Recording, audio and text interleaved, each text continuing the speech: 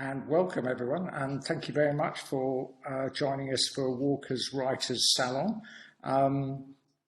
Without further ado, let me introduce Dave.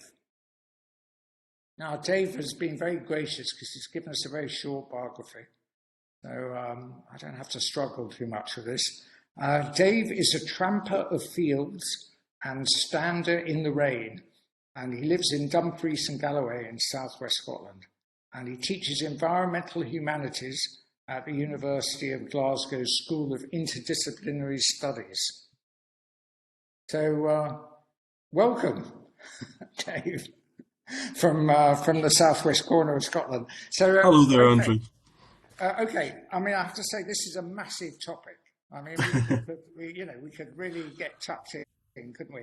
But where did it all stem from for you? Where did the idea of covering walking landscape environment come for you? I suppose it came through for me in trying to join the dots, in that I was doing an awful lot of reading I was interested in walking artists. I went to see an exhibition actually, which was curated by Mark Collier, who's here, on Wordsworth and Basho as walking poets in the Lake District. I was reading lots of other things, a really great little anthology that Brian published actually called The Footing, which was all walking as well, which blew my mind actually at the time. But these were all very different things, and I got in touch with my colleague Anna Stenning, who I've met at various conferences, and we put together a walking symposium to try and think through some of the areas that we felt we didn't understand. And we wanted to hear from practitioners in various different ways to see if we could take our own thinking on a stage, really, in bringing together people from very different kinds of walking practices and trying to get them into conversation somehow. Well, I mean, that's the other thing I was going to say. That was quite a long time ago. It was 2014, yeah. But it took a little while to get from the symposium and the thinking around it into the, how are we going to galvanise this?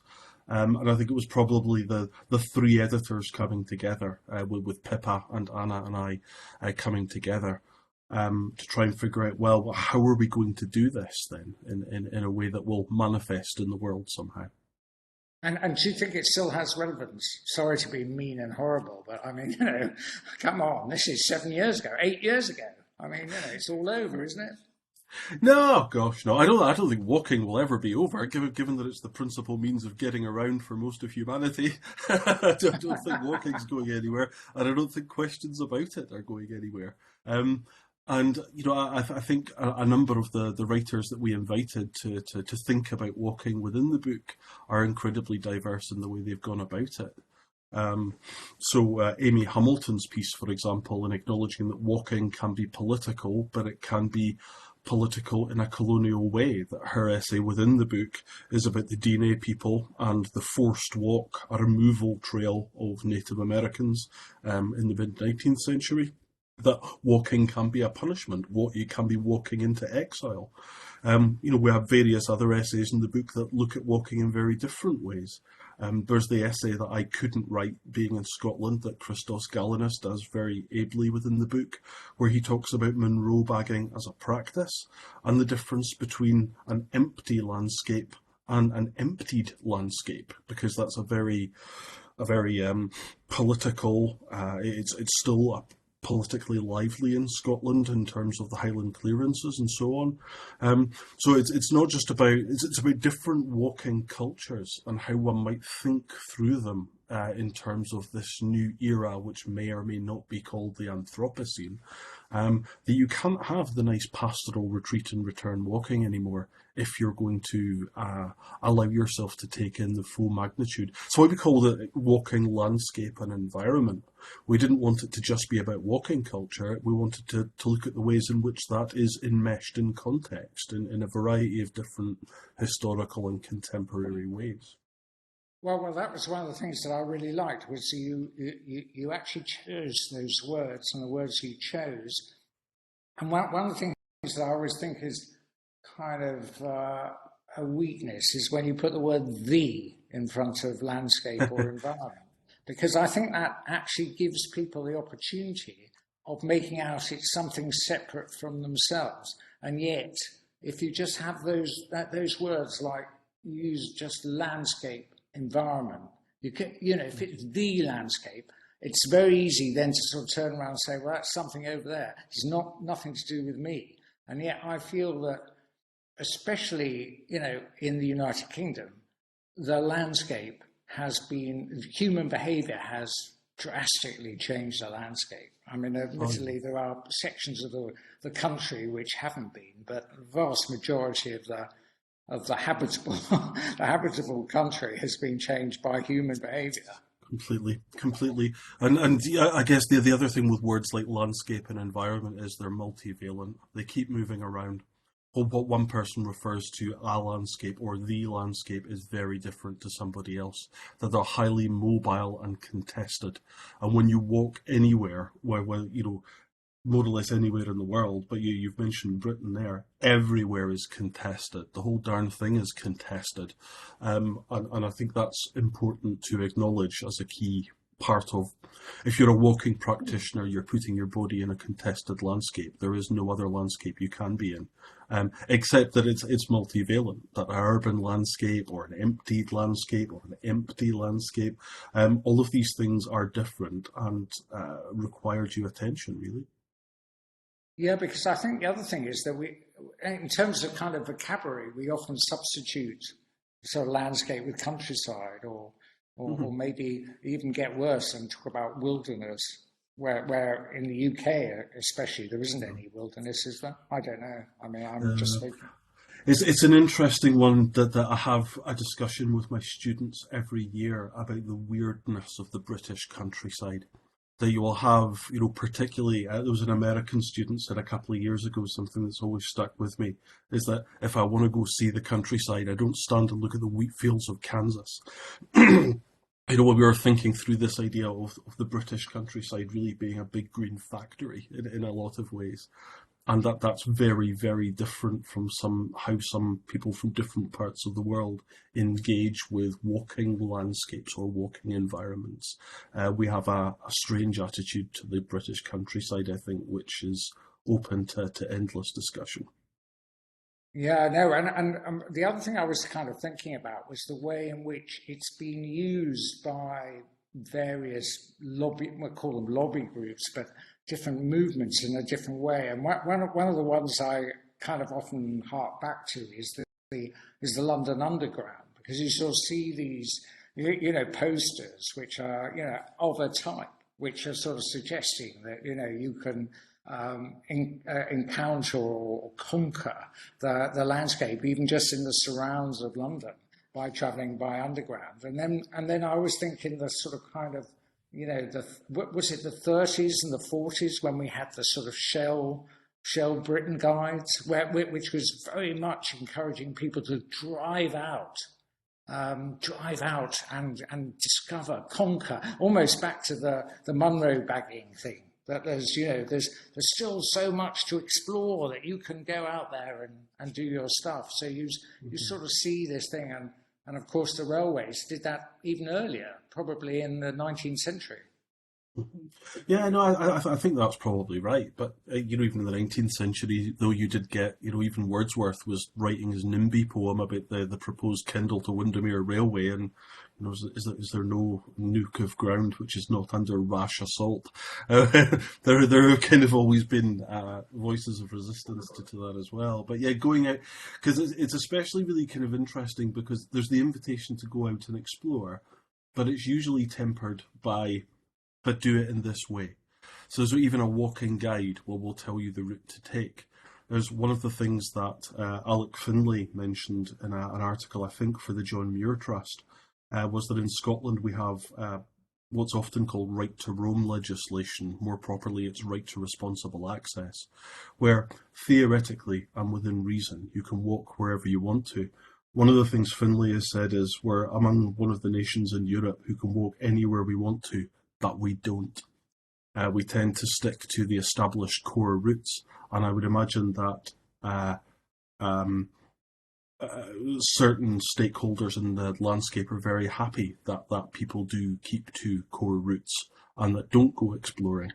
But there's been a lot of walking artists in Scotland, Finlay among them, but with Jill Lewis, in collaboration with Jill Lewis as well, who've gone about interrogating, well, what happens if you do go off-piste then? What do you see if you follow place names on a map which no longer exist and which aren't on a core route? What happens to you then? There's a really fabulous little book that Deveron published called Lord Coy's. In Gaelic, I think it means the first step or the best step. But where in collaboration with Finlay, she takes walks off-piste and then puts the routes online so other people can see them as well. But the small book of poems that she assembles from these experiences are full of things that like to be hidden, such as landowners leaving in their helicopters, vermin traps, encounters with people who simply assume she is lost. Along the way. It's a fascinating little book, it really is, in terms of revealing, you can go exploring, but it's not always going to be pleasant, Yeah. Well, no, I mean, I think that's the other thing, though. I think I alluded to it when I was talking about the sort of shell guides, but I mean, certainly during the 20th century in the UK, we had a huge drive through publishing sort of topographical journeys of Britain, and that's often written by people who are British themselves, but often written by people who weren't British, but also technically people who never went or never lived within that experience. They sort of went to a place, came back and wrote about it, or were kind of. I always think of J.B. Priestley's English Journey. I don't know whether that's one that I'm allowed to even mention, but be warned, that's in the multiple choice quiz. So that's a hint that you need to just make a note about J.B. Priestley's English Journeys. But I mean, I don't think he spent more than a few minutes, in the areas that he went through. It was that kind of thing, and then he wrote it, 2 or 3 years afterwards. So I'd be interested, and I think I pushed that out on our Twitter. I sort of said, do townies have the right to write about rural Britain? Oh, crikey. That's an answer that's going to get me driven out of town if I try to answer that compliment. I suppose it's really interesting. It's something that I'm wrestling with, I think, at the moment. And it's come out of discussions with my students as well. One of my main backgrounds is in nature writing and thinking about nature writing and talking about that.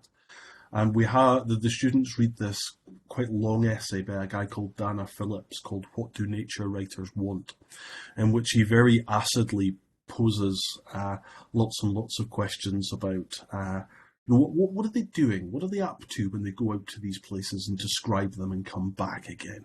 What is this about refuge and retreat and describing other cultures? And is that really ethical to do that? So we've been thinking about that quite a lot this semester. But then also thinking about some of the new nature writers who are producing wonderful work, so for example, Jessica J. Lee in Two Trees Make a Forest. And she's published quite a number of different articles, one of the most notable ones in the I newspaper, where she's saying, look, I'm of mixed heritage here.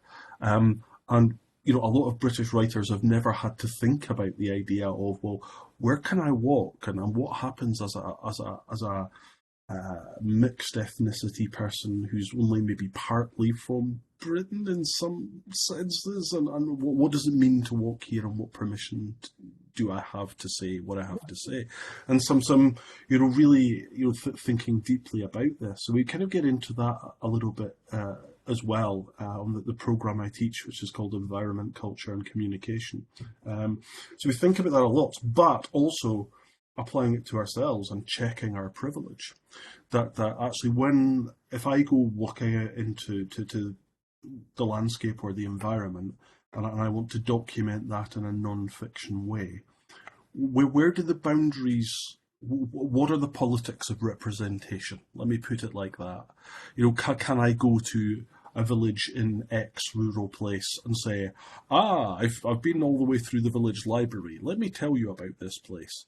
If I have no investment in that place, and it's about literary production rather than, how am I representing these people? Why am I representing this place?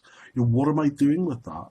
And it's something I'm kind of wrestling with at the moment, is how do you go about doing that?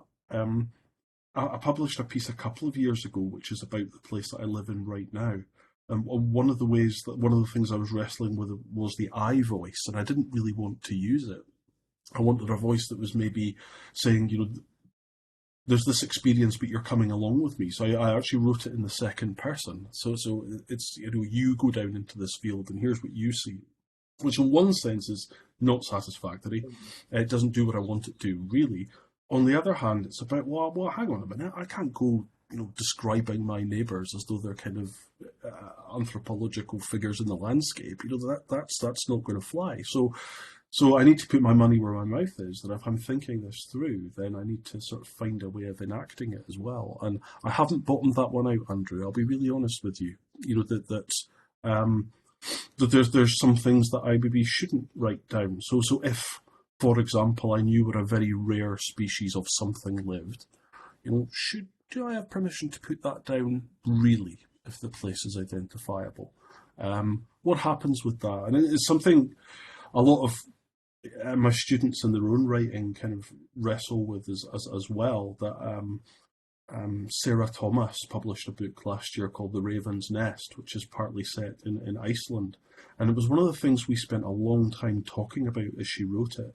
Was, if you describe this really beautiful place and the legend is associated with it, and go into some really thick description and producing really beautiful writing. And what she was worried about was, well, there are enough cruise ships already. I don't really want another 8,000 people. That's something that faces every travel journalist. Absolutely, and so it should. And so it should. So I mean, I think there's the kind of the ethics of drawing attention, but also the politics of representation is really crucial. The history of travel writing is so often, even the Wordsworths come to Scotland for the inhabited solitudes, which is an oxymoron if I ever heard one. Well, I mean, I think that was something also that was brought out with the Glamis piece on the Munro bagging, was that people would say that they went Munro bagging, and the quality of the experience was not to meet anyone. Yep. Is to get that impression that you are a solitary figure conquering a landscape, or I don't know, and bagging these Munros. And yet, I know Mike's on the call. And he talks about actually doing pilgrimages with lots of people because he wants that kind of conversation involved, and he doesn't really want to be alone out on the. It wasn't the loneliness of the long distance walker bike for you, but David, just before we sort of open up to everybody else, I just want to really hit you on how you go about writing yourself. Well, when you're, you've talked about your students, you've talked about people in general.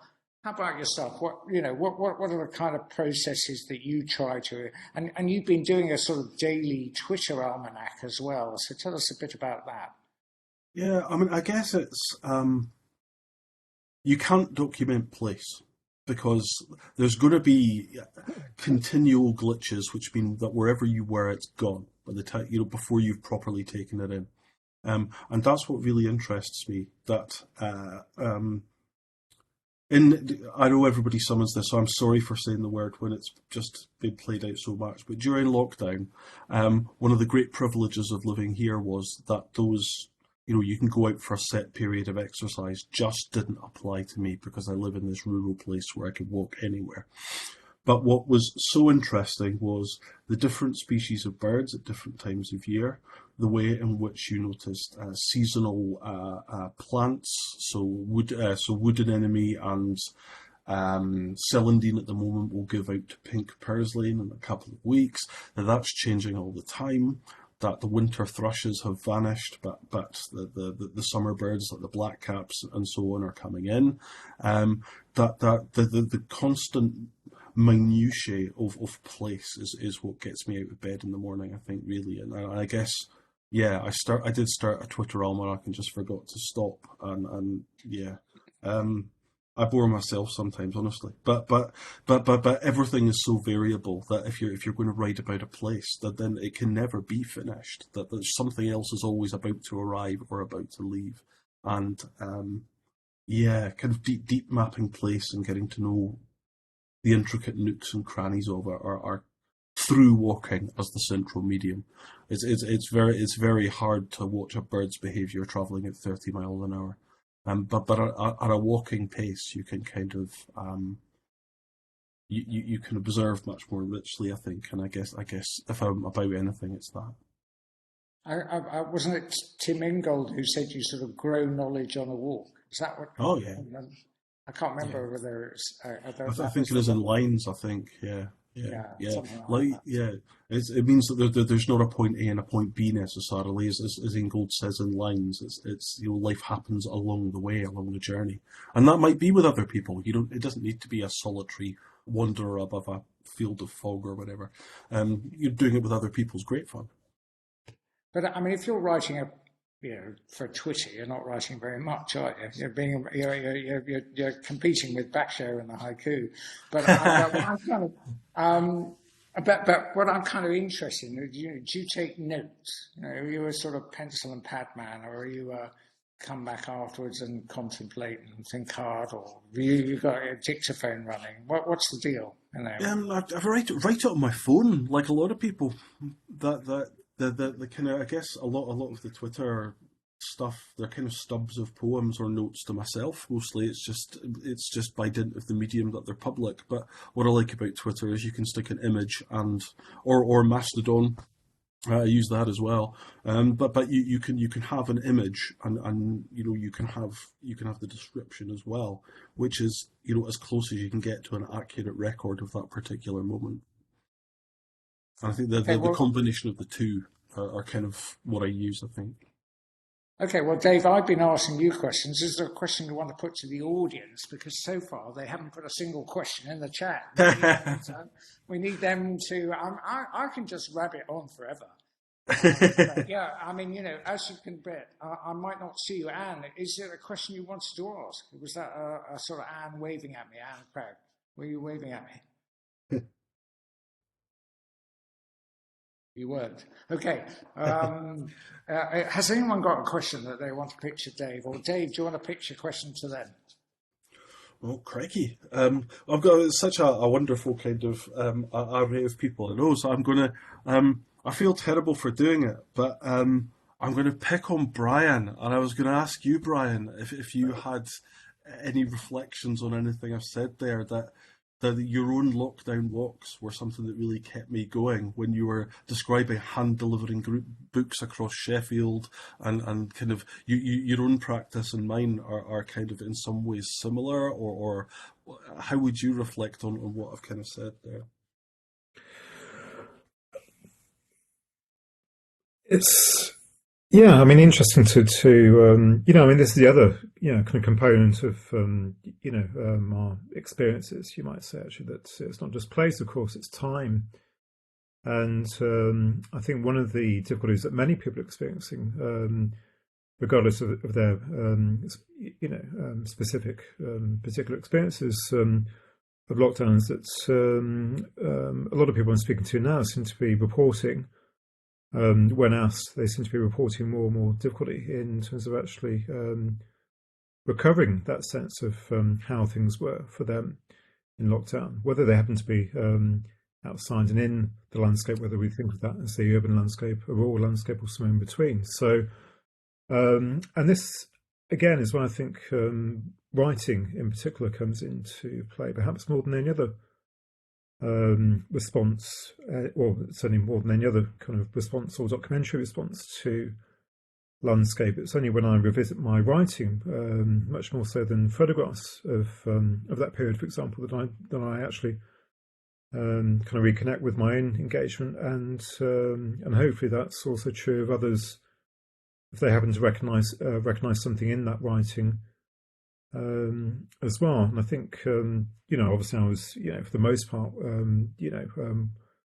walking and delivering in urban landscapes, and quite often those settings would vary from one day to the next. It would be one part of Sheffield, say North Sheffield, South Sheffield, etc. But fundamentally, that act of engaging with a landscape, which I think particularly for an urban landscape to be suddenly emptied in a different sense to that which you obviously cited earlier, but even so, something which is obviously at odds with one's habitual experience of that landscape. It's I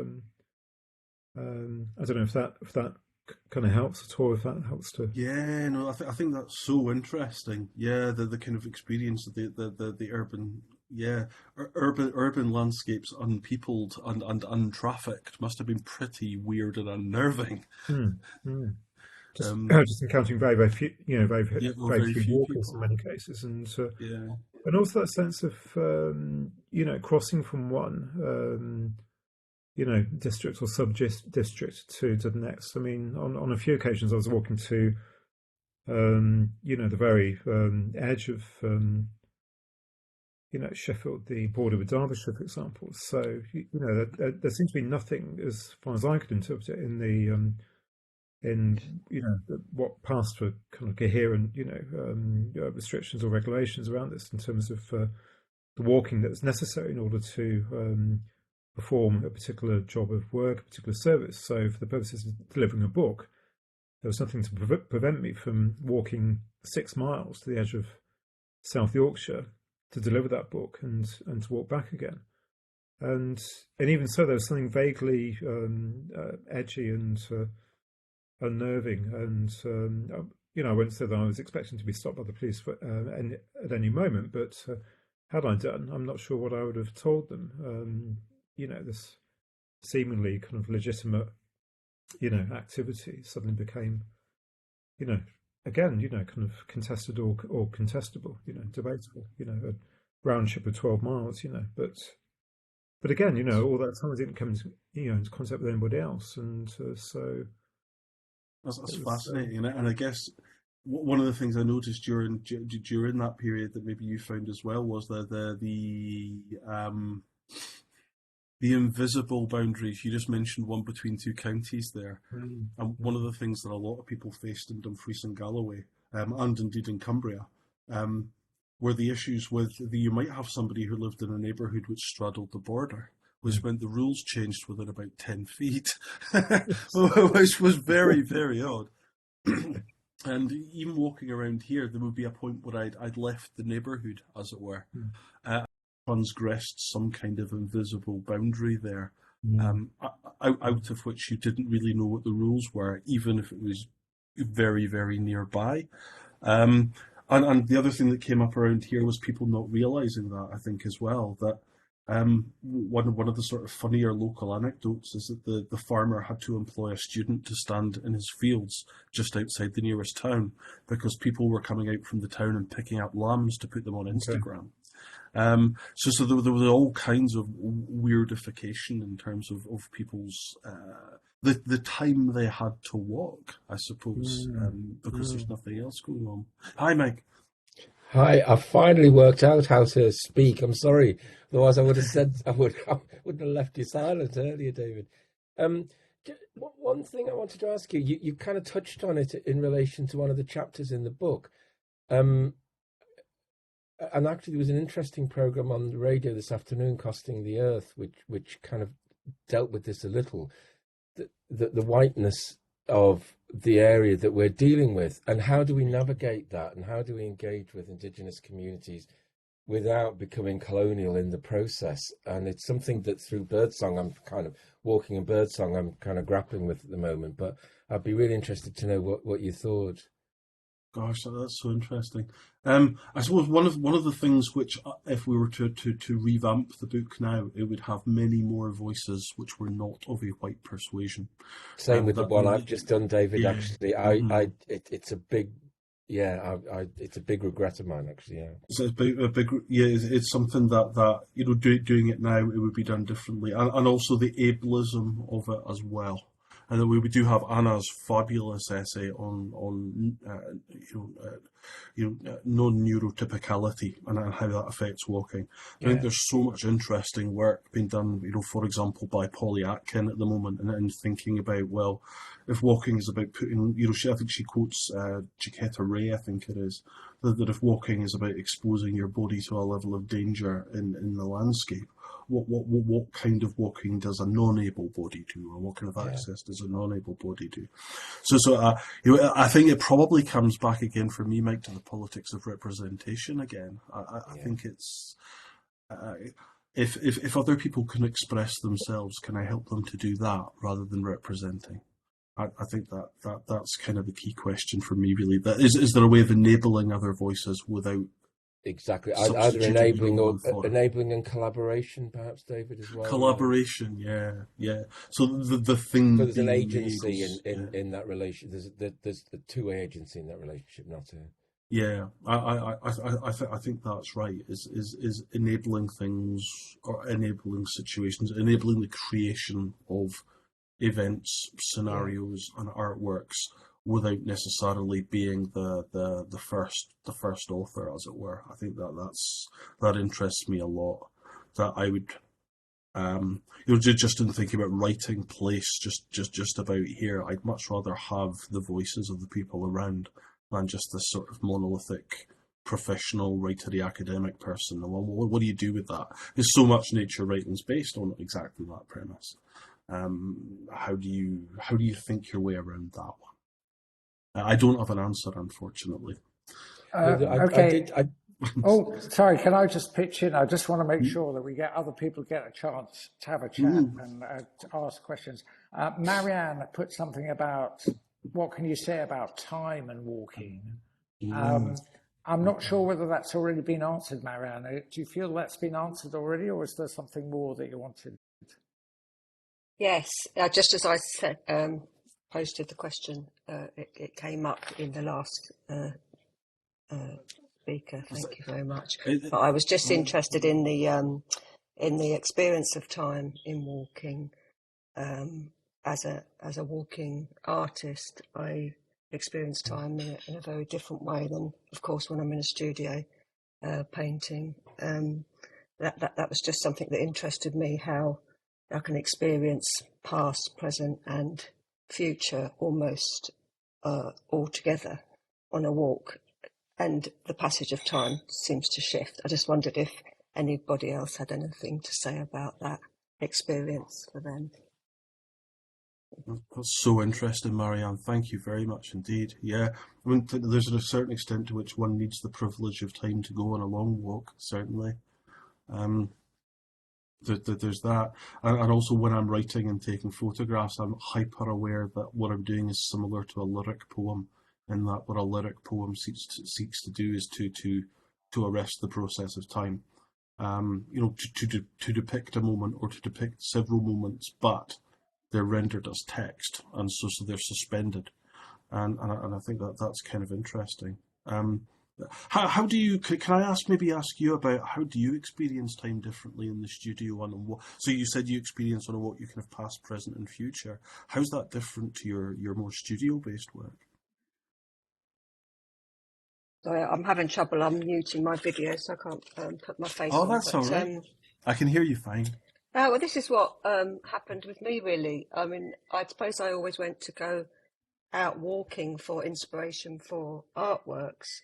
I live in a city, so a lot of my everyday walking is in an urban landscape. So I would ordinarily go out and seek coastal and woodland landscapes for a more natural environment, in inverted commas.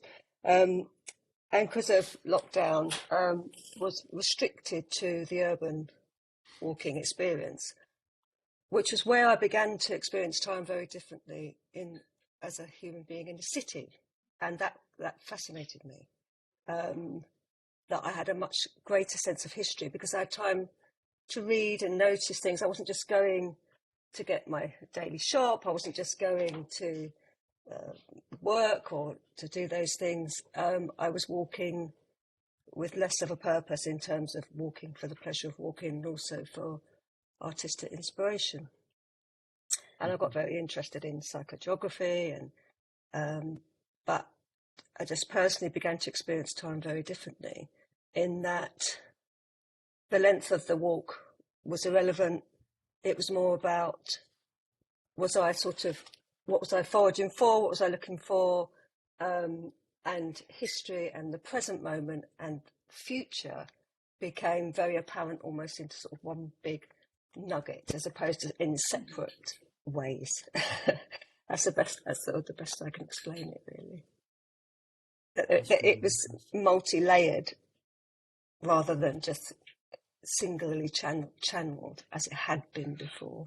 So there was a shift for me, and that shift in atmosphere was surprising, and it wasn't something that I thought that I would get out of that. That's so interesting, Marion. Thank you so very much. Thank you. I'm scribbling notes here furiously. Okay, Dave, we've got quite a few people now who said they want to ask a question, but just before I forget, he's slipping off the page here on the chat, but Jeff pitched in something about the right to roam. Jeff, are you Jeff or Arthur?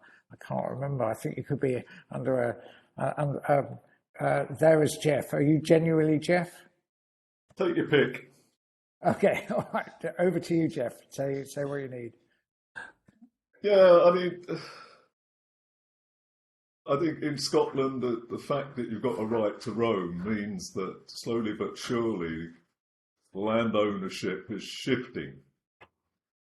And it implies a greater freedom for people, perhaps on a number of different fronts.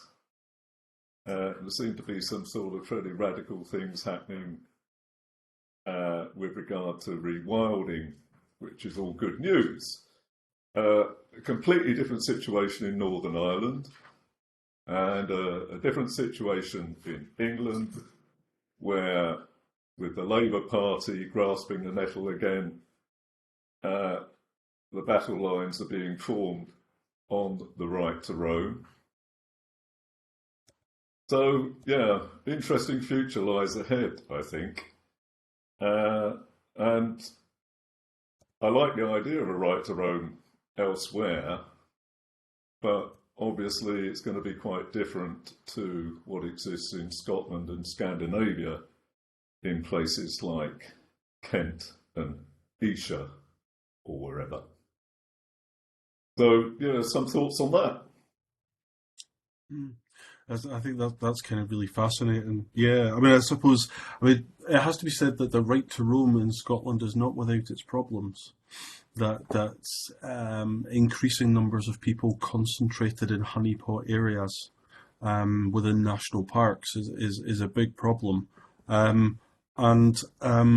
It raises the question for me, well, if we have a right to roam, then who's allowed to do it, or what is the expectation? So to give one example, I need to engage diplomacy engines here a little bit. A representative for one of the national parks started talking about the new people who were coming. Well, who are they then? And are they less welcome? And that kind of interests me a lot, that if you have a right to roam, what is the expectation about who is taking up that right? I think, attitudes are changing, and there is a demand for it in different countries within the UK. You have Nick Hayes' book, quite recently, the Book of Trespass, where he's quite, deliberately exerting a right to roam. And I think it's probably different answers for different places. I don't know that there can be one kind of monolithic answer, to be honest with you. But I think that negotiation for people to have greater access is a good thing. And the access such as we have, was caused by things like, the ascent of Kinder Scout. It was caused by, political agitation for more access. And more people having more access is not necessarily a bad thing. It's just how it's done. Or how it's prevented, such as the situation with Dartmoor recently as well, and the controversy around that, whichever side of that one might be on. But it comes back to something we said right at the beginning, which is that every inch of Britain, as the place I know best and the kind of laws I know best, every inch of Britain's contested space. Who gets access to it and what can they do when they get there? And I think that ought to be open to discussion. That's probably all I'd say, really. Yeah, I think still waters run deep a bit, don't they? I mean, I think it's an age-old battle, which has gone on, before the Enclosure Acts and all that sort of thing. Yep. Regarding, a greater share of the land with the landed gentry. Fairly tiresome subject, but I think that's the backdrop for a lot of people. Yeah, well, what I'm kind of interested in, if I can just pitch in here, is how that is written about. And at the moment, I find there's a huge skew or a big slant towards writing about demands on the right to roam. I think that's a kind of thing that's just sort of going that way at the moment. There's a lot of people writing about it, but I'm not sure whether there's actually that huge amount of popular support for it. But I don't want to hog this, because I think it's really important that we get other people to make observations or make comments. So I'm going to go Anne Craig. Is that how I'm pronouncing it? I'm giving you Anne Craig, and you might be Anne Craig, but Anne Craig, Anne Forrest, two Annes. We'll have two Annes and then Robert Parks, and then we'll see if we can squeeze someone else in as well. So Anne Craig first. Hi, first of all, thanks, David. I'm finding it all very interesting. The right to roam, so I live in a cliff top, and that was a very popular place to walk when everything else was closing down. And it was interesting, you talked about the type of people who walk and being very careful about how you said that. But we ended up with a lot of difficulty in my local area because of this. But that's not what I wanted to say. One of the things happened to me was I was injured, and my right to walk was taken away because of the injury. And it made me very, very conscious of what a privilege it is to walk. And since then, I've become very aware of how inaccessible quite an ordinary walk is to anybody with something remotely wrong with them. I'm getting better and about to go on my first walking holiday again. But so that kind of inspiration, and you were talking about accessibility, that type of inspiration is denied to lots of people. And when it was denied to me, I got very, very shirty about it. And I started to provoke and ask the questions, which I should have asked 100 years ago, really. And it's led to some change, some interesting things that are happening. But that is very interesting for me now, to look around me and say, well, actually, who can walk here? And to ensure that they can walk here. And so there's not a right to roam for everybody in Scotland, barely. For everybody in Scotland. I think that's absolutely right. I think that's. Have you come across? There's a new book just been published by a woman from Shetland who's called Sully Huband, and it's called Sea Bean, and she kind of explores that question, quite early in the book in a really interesting kind of way. It was just an observation to tell you that was my first thing. The second thing was that I feel that I agree with you, there's hardly any wild spots left. I still think our coastlines give us more access to wild spaces than most. Yeah, I think that's a really interesting observation as well. And thank you. Absolutely, yeah. Especially the tide goes out, and then you get all these creatures which you couldn't see before. It's magic. There's all this space.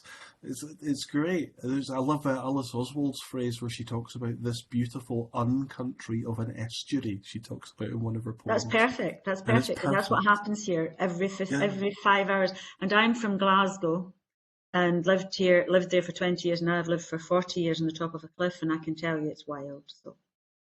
Yeah. Oh, magic. Thank you so much. Thank you. Anne Forrest. Hi.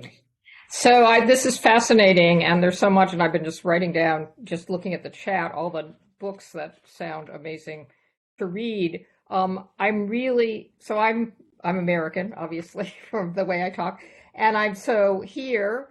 That idea that everywhere is contested And the question about who gets to walk and why, and all these questions of privilege are in every walk. The idea of, for who is it safe to walk, who is it not safe to walk?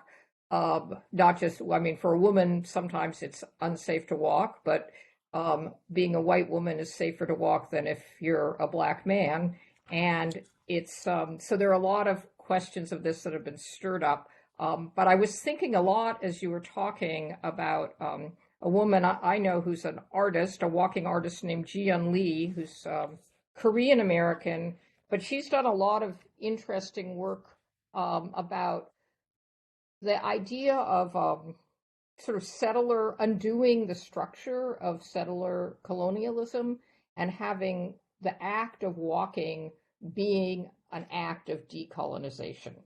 And I'm just curious if you think that's possible. And I wanted to read some of the questions that she's written just to leave hanging and also just see how you respond to them. Here's something she wrote. We who are not native, what is our right relationship to this place, this land? If settler colonialism is a structure and not an event, how do we dismantle the structure? How do we move from the logic of taking and separation to the logic of care and reciprocity? And then she says, how do we live together? Who gets to call this place home? How do we navigate our untenable inheritance of violence in this landscape of heartbreak? Which is, I mean, I think maybe that's more of an American issue than a British issue, but I think for the way you were talking, we all have an untenable inheritance of violence in a landscape of heartbreak. And I think how, the question of walking with that in mind and that awareness, but at the same time, feeling that walking is a way, how is it, is there something in the act of walking that can reclaim or undo all this violence that has been done? That's the question. Oh, no, and what a fabulous question as well. One of the things that really interests me is how many American writers I see on social media who put their location as on, and they will name the First Nations land, on this land, that quite self-consciously, unovertly sitting with it.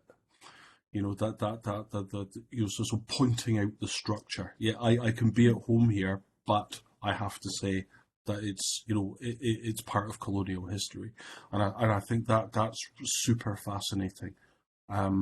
Is in you can't get away from that kind of thing. Even in Britain, that if I want to use a map to take a walk, the main or the most popular kind of maps we use on a daily basis are the Ordnance Survey maps. That comes straight from a military mapping a landscape to potentially shell the inhabitants if they become troublesome. The very map you're using says Ordnance Survey on it. Which is, when you explain that to people from another country, they're like, "What now?" But yeah, in an American context, the number of American writers saying "on" and naming it, and naming whose land that is they're on, that fascinates me. That they've been motivated to find out and to do that as a precondition, I guess, of bioregionalism, that if you're going to identify with a bioregional place, what are its other names?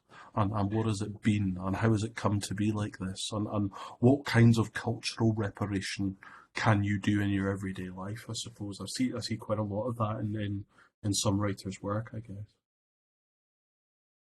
I don't know if that answers your question, though. Sorry. No, thanks. I like that idea of, what kinds of cultural reparation can you do? And I think one of the things is that it hangs as a question. And when Ji-Yeon Lee was writing, she leaves these hanging as questions. I mean, it's almost like you have to walk into the question as opposed. And so that what you were talking about sort of stimulated me to go back and look at what she had written and to, it's something that I think we all carry with us in all parts of the world.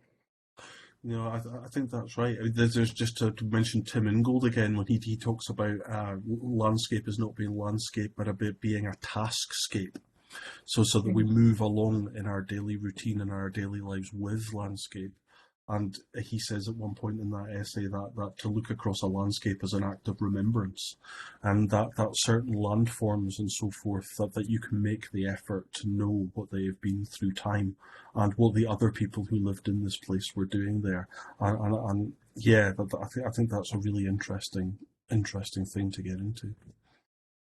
Okay, so we're closing on the hour. So what we need to do is need to get that multiple choice quiz in, but also I said that we give Robert Parks a chance to ask his question. Then what we're going to do is going to move into the multiple choice quiz, and during that time, poor old Dave's going to be asked. I'm going to ask him to look through the chat and see if he wants to then respond to anything after the quiz. But we're going to probably run over about 5 or 10 minutes. Just a heads up to warn people. But Robert, over to you with your question. I just had 3 days in a monastery, and I think Mike's hit it with the referring to quantum physics, but I'll ask it anyhow. What is walking art? Is it to do with people in motion rather than staying still?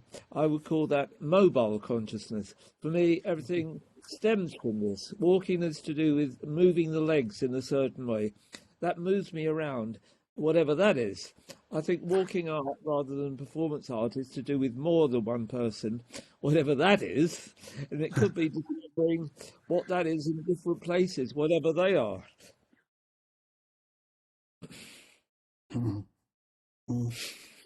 Crikey. I suppose the very short answer before Andrew kicks me off, because I talk too much. I guess one of the things that interests me about walking art is that it is making overt something which a significant fraction of the population do without thinking about it.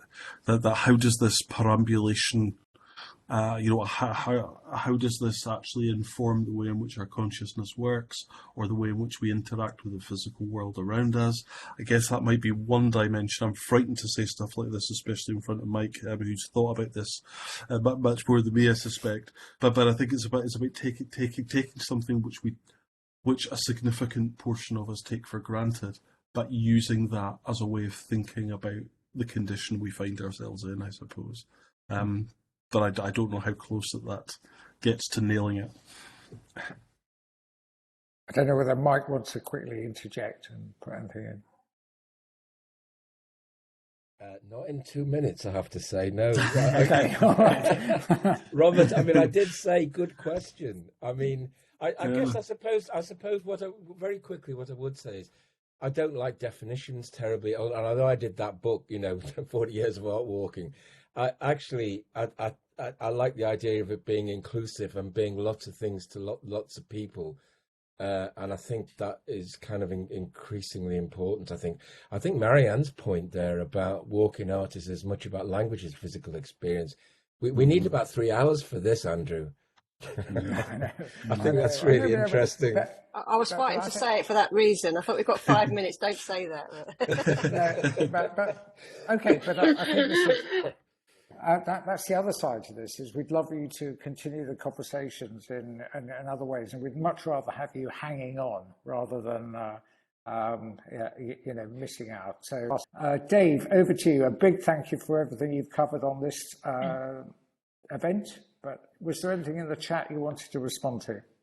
Well, first of all, just to say thank you so much to Andrew and Babak for inviting me and having me, and it's just been a lovely evening. Thank you so very much. Very quickly in the chat, Simon Cole talking about the places such as firing ranges and military infrastructure and things around the British Isles. I really recommend Jerry Luce's book of poems called Fault Line, and his other book also from Shearsman called An Oakwood's Almanac, where he's actually stationed above the place he's living at the time is above one of these nuclear sub bases, and he does a really good job of thinking it through. Thanks so much to everyone who mentioned Jason Allen Payson's Thinking with Trees. It's a really great shout in terms of a book of poems and thinking of walking through landscape. And the last book I was going to mention is Kate Davies's book of poems called The Girl Who Forgets How to Walk, which is about trying to walk as somebody with a severe disability in the British landscape. But apart from that's all I've got to say. Really, thank you so very much, everyone, for coming. I really appreciate it. Thank you.